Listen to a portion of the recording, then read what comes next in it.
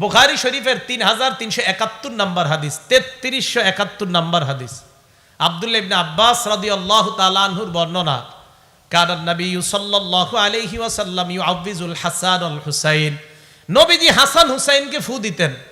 ফু দেওয়ার সময় আল্লাহ নবী বলতেন, ইন্না আবাকুমা কানা ইউআউযিজু বিহা ইবনাহুমা ইসমাঈল ওয়া ইসহাক।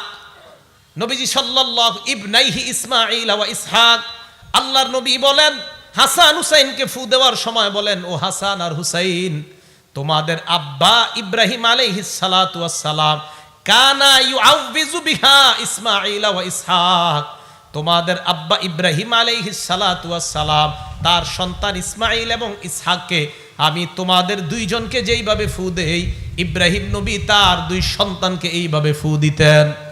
ইব্রাহিম নবী ফু দিতেন ইসমাইল আর ইসহাক নবীকে কিভাবে? যদি পারেন দোয়াটা মুখস্থ রাখেন। ইব্রাহিম নবীও এই দোয়া পড়তেন, আমাদের নবী এই দোয়া পড়তেন, আপনিও এই দোয়া পড়ে আপনার সন্তানকে ফু দেন। আউযু বিকালিমাতিল্লাহি তাম্মা মিন কুল্লি শাইতানিন হাম্মা ওয়া মিন আইনিন লাম্মা। বাস এতটুকু।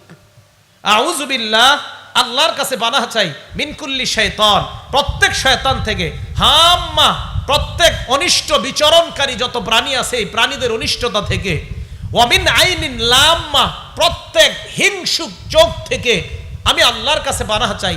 এটা বলে বাচ্চাদের শরীরে ফু দিবেন, নিজের শরীরে ফু দিবেন।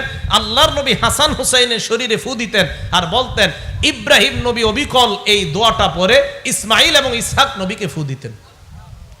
আউযু বিকালিমাতিল্লাহ, বুখারী শরীফের বর্ণনা, 3371 নম্বর হাদিস।